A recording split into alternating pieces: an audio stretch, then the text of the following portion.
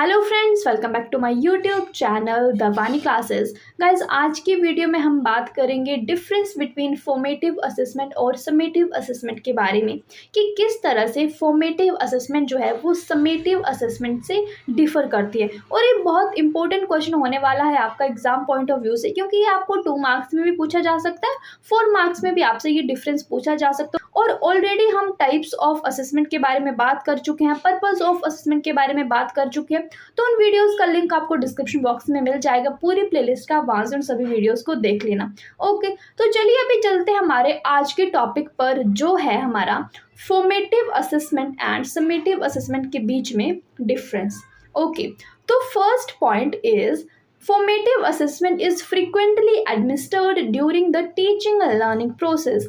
जो formative assessment है हमारी, वो frequently administer की जाती है, फ्रिक्वेंटली यानी कि कॉन्टिन्यूसली एडमिनिस्टर की जाती है जो भी हमारा टीचिंग लर्निंग का प्रोसेस है। टीचिंग लर्निंग का प्रोसेस तब होता है जब आप क्लासरूम में जाते हो, आप ऑब्जर्व करते हो बच्चों को, बच्चे क्या सीख रहे हैं, आप बच्चों को पढ़ाते हो, तो आप पढ़ाने के बीच बीच में भी क्वेश्चंस पूछते हो। ठीक है, तो फॉर्मेटिव असेसमेंट उस तरह से काम करती है, ये कंटिन्यूसली चलती रहती है। जबकि जो समेटिव असेसमेंट है उसमें ऐसा नहीं है, ये एडमिनिस्टर कब की जाती है, at the end of course, at the end of unit, या फिर at the end of academic year. ठीक है, समेटिव असेसमेंट तब ली जाती है जब आपका पूरा कोर्स कंप्लीट हो गया, एंड में आपने एग्जाम लिया, ताकि हमने बच्चों को नेक्स्ट क्लास में प्रमोट करना है और हमने एक जजमेंट देनी है कि वो बच्चा पास हुआ या फिर नहीं हुआ। ठीक है, तो वही है समेटिव असेसमेंट, सम मतलब एट द एंड। ओके, और फॉर्मेटिव जो है वो कंटिन्यूसली फ्रिक्वेंटली चलती रहती है। सो ये फर्स्ट डिफरेंस है हमारा। सेकेंड डिफरेंस है हमारा कि जो फॉर्मेटिव असेसमेंट है वो लेस फॉर्मल है, जबकि जो समेटिव असेसमेंट है वो मोर फॉर्मल है। पहले बात कर लेते हैं फॉर्मेटिव असेसमेंट की कि वो लेस फॉर्मल क्यों है। इसलिए क्योंकि जो फॉर्मेटिव असेसमेंट है उसको कंडक्ट कौन करवाता है, क्लासरूम की टीचर्स। जैसे आप क्लासरूम में जाते हो, आप बच्चों से क्वेश्चंस पूछते हो, आप रिटन टेस्ट भी ले लेते हो, ओरल टेस्ट भी ले लेते हो, तो वो लेस फॉर्मल है, क्योंकि वो फॉर्मली हमने पूरा एक क्वेश्चन पेपर नहीं डिजाइन किया गया है सभी बच्चों के लिए सिमिलर। जबकि जो समेटिव है वो मोर फॉर्मल है, क्योंकि at the end of exam होंगे तो सभी बच्चों के लिए एक सिमिलर तरह का क्वेश्चन पेपर होगा। फॉर एग्जाम्पल अगर हम बात कर लें जो हमारे बोर्ड्स एग्जाम होते हैं 10th या फिर 12th के, तो उसमें जो क्वेश्चन पेपर आता है वो सभी बच्चों के लिए सिमिलर होता है, तो वो एक फॉर्मल वे में डिजाइन किया गया टेस्ट है। तो इसलिए समेटिव असेसमेंट ज़्यादा फॉर्मल होती हैं और फॉर्मेटिव जो है वो लेस फॉर्मल होती है। ओके, थर्ड पॉइंट जो है कि जो formative assessment it is process oriented. Formative assessment focus करती है प्रोसेस पे कि हमने बच्चों को सिखाना है।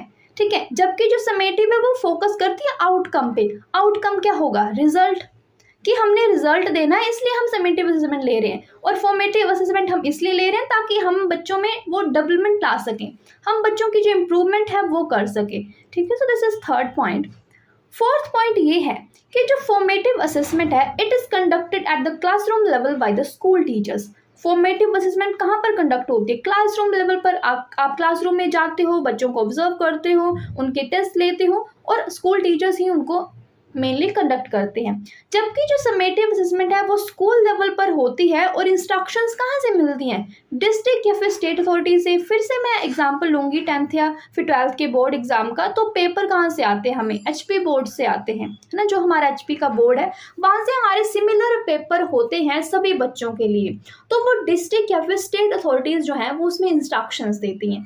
ठीक है, so this is the fourth difference. Fifth difference है हमारा कि जो फॉर्मेटिव असेसमेंट है वो रेगुलर कॉन्टिन्यूस प्रोसेस है।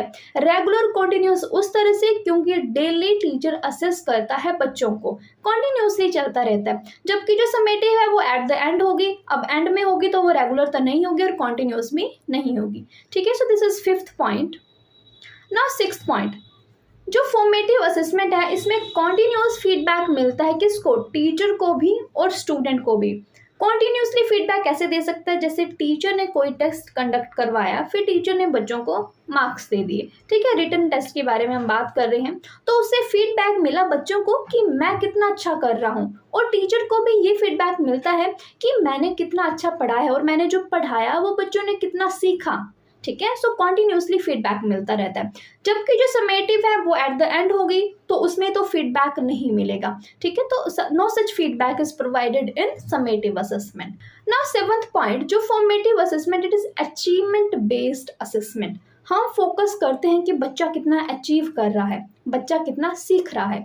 जबकि जो समेटिव है वो ऑब्जेक्टिव बेस्ड असेसमेंट है। इसमें हमने पहले कुछ ऑब्जेक्टिव सेट किए हैं, अगर बच्चा उन ऑब्जेक्टिव पर अच्छा उतर गया तो ठीक है वो पास, अगर नहीं तो वो फेल हो गया। ठीक है, so this is 7th point. Now 8th point, formative assessment में it does not bring extra burden on the students.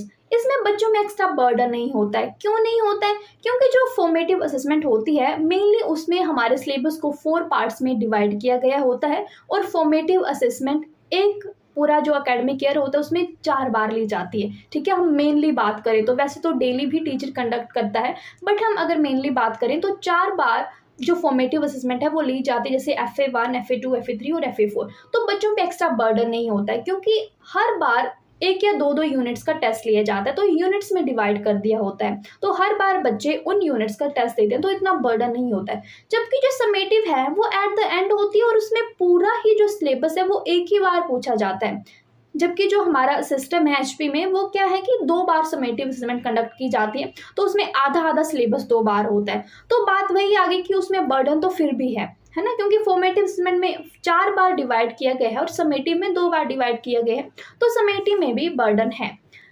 And 9th point is the main purpose of formative assessment is to diagnose the strengths and weaknesses of the students। अब main purpose क्या है formative assessment conduct करवाने का? कि हमें diagnose करना, हमें पता लगाना है कि बच्चे की स्ट्रेंथ्स क्या हैं और वो वीकनेसेस क्या क्या है उसकी, वो कहाँ पर लैक कर रहा है, और जो वीकनेसेस हैं उनको फिर कंडक्ट करवाना है हमें स्ट्रेंथ्स में। ठीक है, हमें उन पर वर्क करना है। जबकि जो समेटिव असेसमेंट है उसका मेन पर्पस क्या है कि हमें बच्चों को प्रमोट करना है उनकी अचीवमेंट के बेसिस पे।